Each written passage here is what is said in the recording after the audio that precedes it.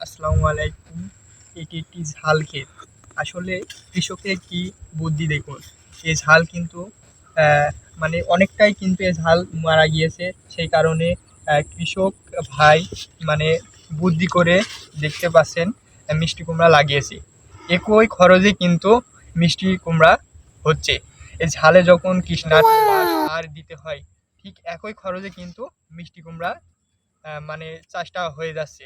তাই আপনারা যদি চাষ করে থাকেন বা আপনাদের পতিত জমি পড়ে আছে, এই মিষ্টি কুমড়া চাষ করতে পারেন। মিষ্টি কুমড়ায় কিন্তু কোনো পরিমাণে কি সার মানে অল্প খরচে এবং লাভজনক ফসল হচ্ছে এই মিষ্টি কুমড়া। তো আপনারা যদি মিষ্টি কুমড়া চাষ করে থাকেন, অবশ্যই উঁচু জমি নির্বাচন করে থাকবেন। তাহলেই কিন্তু মিষ্টি কুমড়া গাছ মারা যাওয়ার সম্ভাবনা খুব কম থাকবে।